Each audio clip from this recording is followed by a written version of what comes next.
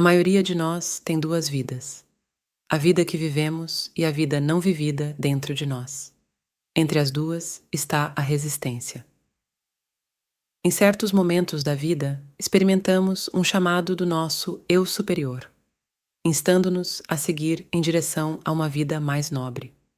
Esse chamado muitas vezes se manifesta nos momentos mais sombrios, e somos surpreendidos com a realização de que temos apenas duas escolhas diante de nós: viver de maneira superior ou continuar por um caminho sem saída que só levará a mais frustração e miséria.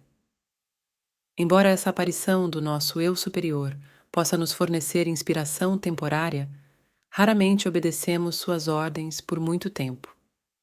Em vez disso, voltamos às nossas maneiras habituais e vivemos em obediência a nossos desejos básicos, apatia e cinismo. Muitas pessoas não atendem ao chamado de seu eu superior, porque no fundo sabem o quão difícil seria responder a tal chamado. Nas palavras de Nietzsche, eles temem seu eu superior, porque quando ele fala, fala de maneira exigente.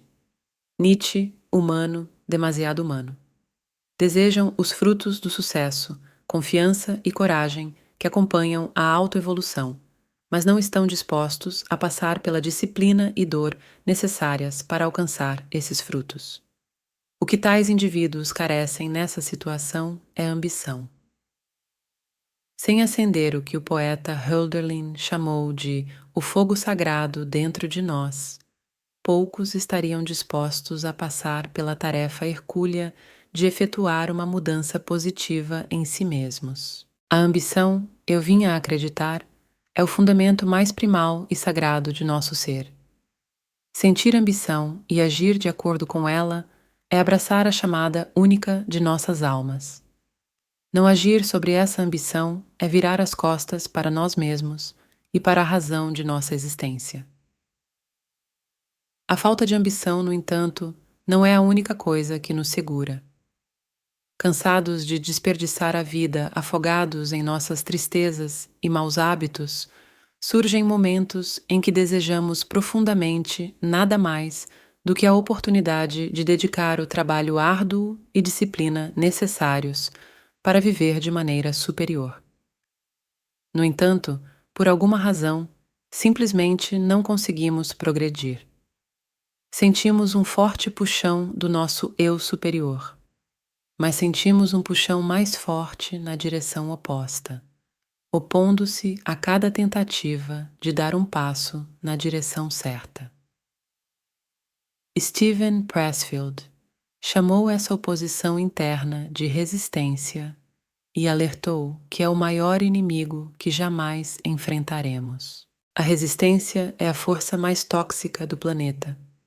Ceder à resistência deforma nosso espírito, nos amortece e nos torna menos do que somos e nascemos para ser, tão poderosa quanto é a chamada de nossa alma para a realização. Tão potentes são as forças da resistência alinhadas contra ela. A resistência é o conjunto de padrões psicocomportamentais e hábitos que nos impedem de atender ao chamado do nosso eu superior. Desculpas, racionalizações, medos, preguiça, depressão, ansiedade, procrastinação e a tendência à automedicação são todas manifestações da resistência. Como a resistência é aquilo que se opõe a qualquer movimento de um estado inferior de ser para um superior, a menos que aprendamos a superá-la, uma vida medíocre será nosso destino. O objetivo da resistência não é ferir ou desabilitar. A resistência visa matar. Seu alvo é o epicentro de nosso ser.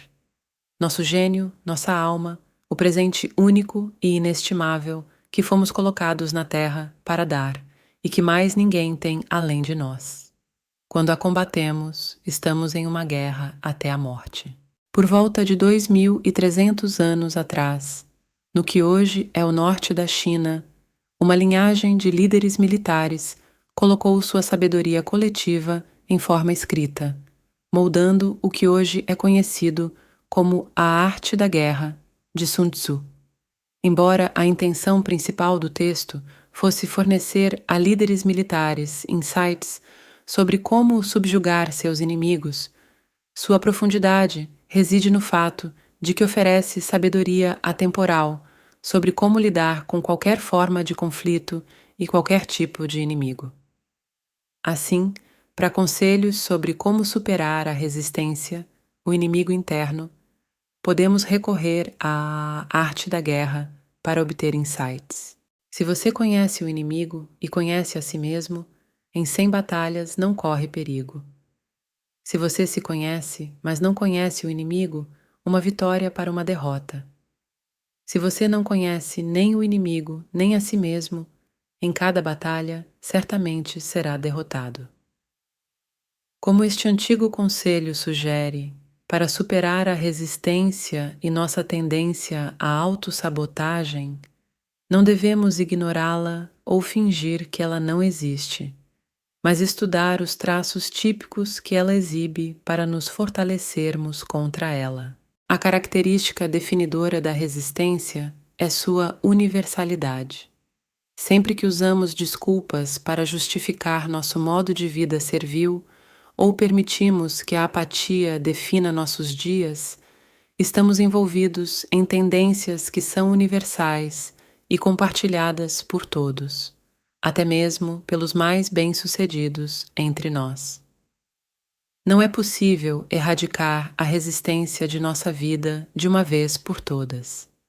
Em vez disso, devemos vê-la como parte da natureza humana e aprender a avançar apesar de sua presença. A razão pela qual a resistência é tão difícil de combater e a tendência à autossabotagem tão pervasiva se deve à sua natureza proteica. A resistência assume muitas formas e muda tão frequentemente que, na maioria das vezes, não estamos cientes das maneiras como ela nos está opondo. Uma forma especialmente perniciosa que a resistência assume é a projeção de nossa resistência interna para pessoas e situações. Em seguida, assumimos o papel de vítimas e culpamos aqueles próximos a nós, nosso trabalho, a sociedade, o estado do mundo ou até mesmo o destino por nossa mediocridade e miséria. A projeção é tão prejudicial porque não apenas nos impede de assumir a responsabilidade necessária por nossa vida, mas também prejudica nossos relacionamentos com aqueles próximos a nós. Para combater essa tendência, Pressfield recomenda que adotemos a seguinte mantra: a resistência surge de dentro, é autogerada e autoperpetuada. A resistência é o inimigo interno. The War of Art, Steven Pressfield. Embora a projeção seja certamente uma forma perigosa de resistência, a manifestação mais poderosa vem na forma de medo.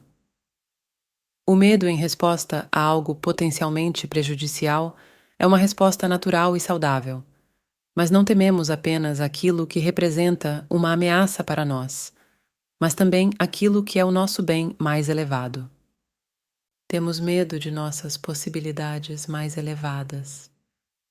Geralmente temos medo de nos tornar aquilo que vislumbramos em nossos momentos mais perfeitos, nas condições mais perfeitas, nas condições da maior coragem.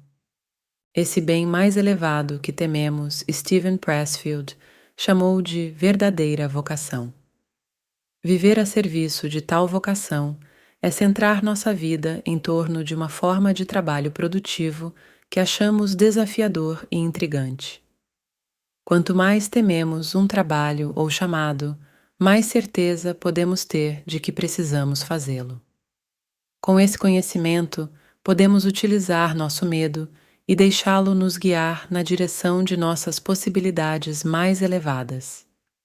O que você teme é um indicativo do que você busca, mas uma vez que identificamos a forma de trabalho produtivo mais adequada a nós, só há uma coisa a fazer: começar a agir todos os dias para centrar nossa vida em torno de nossa verdadeira vocação. No entanto, ao fazê-lo, podemos ter certeza de que a resistência estará presente a cada passo do caminho e, como as sereias de Ulisses, ela tentará nos afastar de nossa missão de vida de maneiras sedutoras e encantadoras. Mas assim como Ulisses foi capaz de vencer as sereias, fazendo com que seus marinheiros colocassem cera de abelha nos ouvidos e amarrando-se ao mastro de seu navio, é possível para nós resistir às tentações da resistência. A importância de fazê-lo, segundo Pressfield, não pode ser exagerada, pois a habilidade de dominar a resistência, dia após dia, é o que diferencia aqueles que se tornaram profissionais em seus respectivos campos daqueles que estão condenados a permanecerem nada além de amadores. Tornar-se profissional é como largar um vício em drogas ou parar de beber. É uma decisão a qual devemos nos recometer todos os dias. Cada dia, o profissional entende, ele acordará enfrentando os mesmos demônios, a mesma resistência, a mesma autossabotagem. A diferença é que agora ele não cederá a essas tentações. Ele as terá dominado e continuará a dominá-las.